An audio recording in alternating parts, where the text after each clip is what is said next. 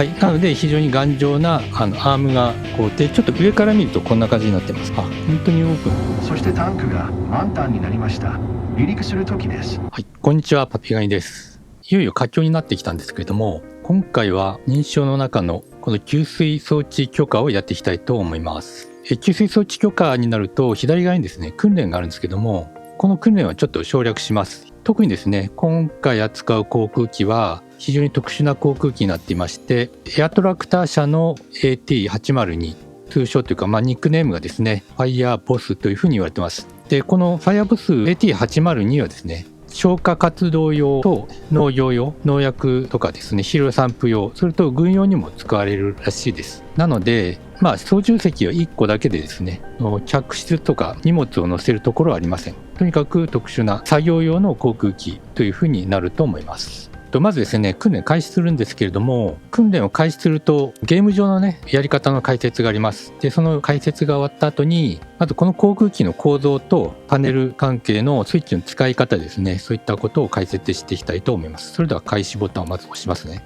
AT802 ファイヤーボスに乗って通常の給水訓練を行ってみましょう。ビスカロスは水上飛行機の歴史において重要な場所であり、市内の湖にはこの給水訓練を行うのに十分な広さがあります。速度を落として水面に着水する必要があります。その後、60ノットの速度を維持しながらプローブを伸ばして給水し、タンクを満たします。タンクが満タンになったら水面から離陸してください。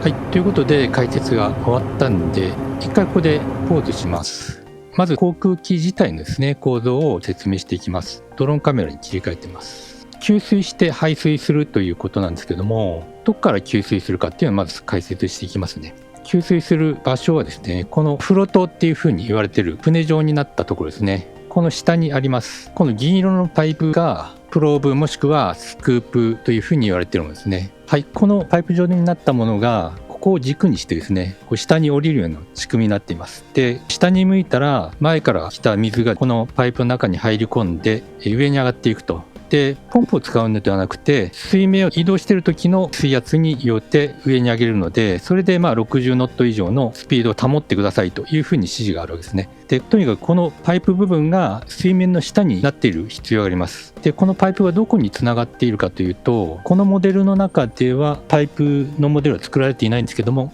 実際にはこれ上に上がっていって、そして足の部分にこう入り込んでいるんですね。で、このちょっと太めのパイプにつながっています。で、このパイプがタンクにつながっていると。下の方で接続してしまうと水が逆流してしまうので、これは上に上がっていって途中でタンクの中に水を溜めるような形になっているはずです。地上でも水を入れる必要があるので、その場合はですね、このバルブにホースをつないで地上ではここから入れると。タンクの仮面の後ろ側、実はこの部分がコンピューター制御でこの扉の開け閉めをコントロールするような設備が入っています。この部分ですね。で、コンピューターで制御して回数と散水時間とかですね、そういうのを制御できるようになっています。で、このハッチがですね、開くことで消火活動をすると。はい、なので非常に頑丈なアームがついてるってことですね。隔壁があって真ん中でタンクが2つに分かれていて、全部で3000リットルの水が入ります。で、3000リットル水3トンなので、水を入れると当然気体が重くなるんですよね。それで水上滑走している時は水が入り込むことで沈み込む力が働きますんで、そうすると浮上しにくくなるんで水を入れやすくなると思います。最初の空の時点で着水するとエアスピードが速いとジャンプしてしまうっていうか、水面からですね浮き上がってしまうことがあるので、その辺が注意が必要です。で、一回水が入るとあとはジャンプすることなくスピードを上げてもですね、そのままうまく水上を滑走できるようになります。これ左と右に扉があるんですけど、左側の扉と右側の扉別々に開けることができるようになってます。はい、あとはフォームと言われる消火剤をこの中に混ぜ込むような仕組みもあります。そしてタンクの中に窓があって、コックピットからタンクの中を見ることができるようにもなっていますね。で、ちょっと上から見るとこんな感じになってます。で、前側にあるのがエンジンで、ここから先がですねタービンエンジンがあるというものです。はい、それでは次にちょっと中を説明していきますね。この辺はだいたい一般的な計器になっています。こちらがエンジンと電気関係と、あとライトの関係がここにあります。で、特徴的なのはここにある左側のパネルですね。で、この上にあるのが給水関係のスイッチになってまして、ここにですねスクープって書いてますけども、オートとオフとノーマルのスイッチがあります。このランプが今アップってなってるということは、上がってる状態で、赤いランプがつくとさっきのスクープが下に下がってる状態になります。ちょっと実際に動くかどうかやってみたいと思いますね。これで、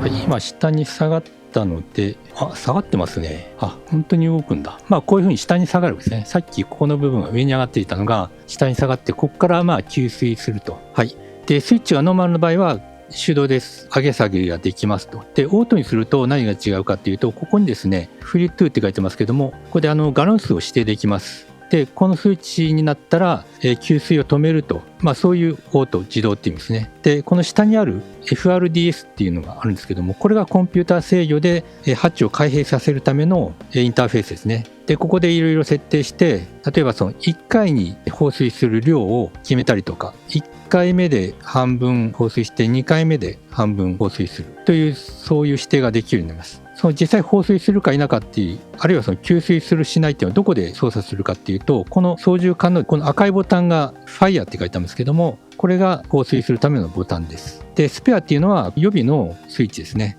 ここで設定できるスクープの上げ下げのスイッチは、このトリガーの人差し指で握るところにあります。操縦桿のトリガー部分にあって、これを握るとスクープが下がって、離すとスクープが上がるという仕組みになってるんですね。この状態だとタッチコントローラーで操作はできないので、右手のタッチコントローラーのグリップボタンを押して A ボタンを押すとスクープが下がって、でもう一回押すとスクープが上がるという、そういう設定を私の場合はしてます。こちらのですね、放水の方のボタン、赤いボタンはグリップボタンを握った状態で B ボタンを押すと放水するという風な設定をしてます。で、この設定の仕方はですね、最後の方でちょっと解説していきたいと思います。消火とかですね、給水に関するスイッチはこの辺に固まってあるんですけども、緊急時の設定がここにあります。このダンプって書いたレバーを前に倒すと、ハッチが開いてですね、全開放されて全て水が下に落ちるという風になります。あとその隣にレバーがあって、これはスプレーってなってますけども、これは農業航空用のスプレーを操作するためのものだと思われます。一般的なスイッチ系統を説明すると、ここにあるのがですね、ギアのアップダウンですね。今上がっている状態。手前に引くとギアがダウンします。あとここに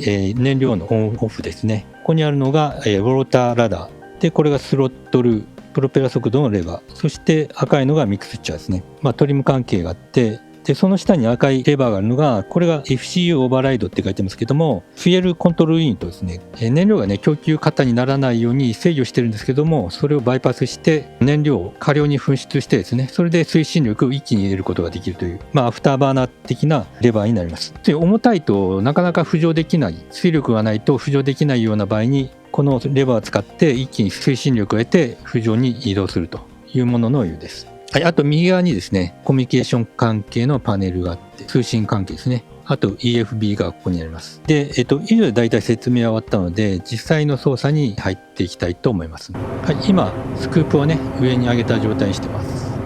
そして1個ちょっと、説明を忘れていたんですけども、ここにあるのがフラップですね。フラップがちょっとレバーが小さいんですけども、ここにあります。はい、この辺でスピードを下げていきますね。少しずつ。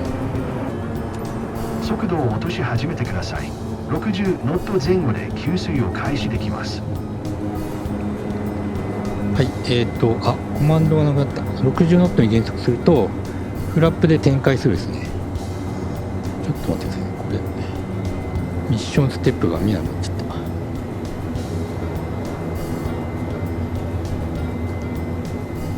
た。はい、で、まずフラップを展開します。あれ、このフラップの展開がちょっと非常にやりにくいですね。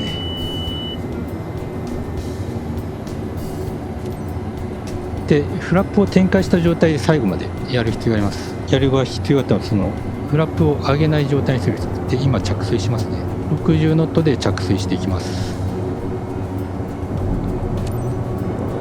はい、で、プローブを展開します。で、スピードが落ちてしまうので、プローブが展開しなかった。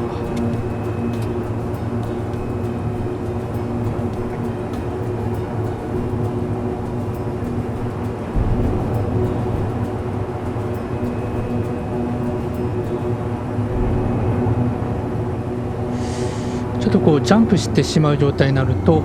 なかなか水が入らないですね。だだからできるだけちょっとスピードを下げといて、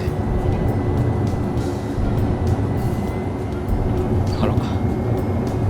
そしてタンクが満タンになりました。離陸する時です。はい、水が入ったらスピードを上げていきます。注意してください。給水による追加の重量で操作感が変わります。80ノットぐらいになったら浮上できますので浮上していきます。でここでフラップは最大まで落としておきますね。展開しておきます。いいですね。もうファイアボスの扱い方を理解したようですね。湖に戻って水を投下しても大丈夫です。はい、で投下するためには、このファイヤーボタンを押すんですけども、直接押してもいいんですけれども、今右手のタッチコントローラーのグリップボタンと B ボタンに割り付けているので、そのボタンを押して、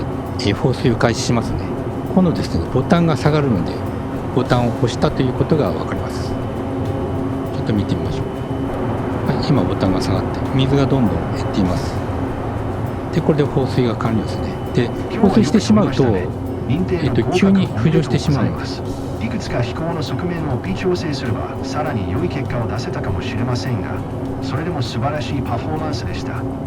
はい、放水した状態だとすぐにね上昇してしまうので、その時操縦桿を前に押してピッチがね上がりすぎないようにする必要があります。はい、ということで一応 B になりましたけども、最初の方はねどうしてもジャンプしてしまってなかなか給水できなかったんですが、そういう場合はエアスピードを下げていって、でそのジャンプしない状態で着水してから水が給水されるのを待つというふうにした方がいいと思います。はい、それではですね、タッチコントローラーの設定の仕方を解説していきます。タッチコントローラーを設定するときは、どのコマンドを使えばいいかっていうのが分かればいいと思いますんで、実際のコマンドがどこに割り当てられているか。で、この液的システムのところに散水ドアと給水装置。給水装置がスクープの方ですね。で、今こういうふうに右手のグリップボタンと A ボタン。で、散水ドアの切り替えを右手のグリップボタンと B ボタンに割り付けています。この割り付け方はですね、簡単に説明すると、このコマンドのところの歯車マークで押して、この R と P にチェックを入れるという操作をするだけです。タッチコントローラーじゃなくて、フライトスティックを使う場合は、あらかじめこの辺はですね、割り付けられている場合がありますので、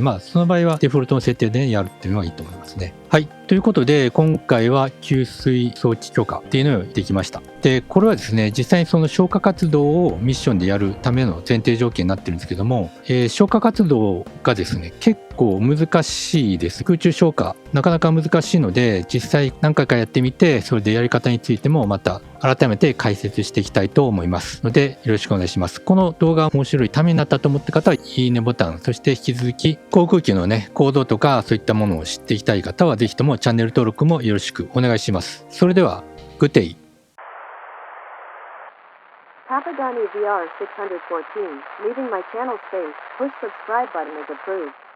Good day.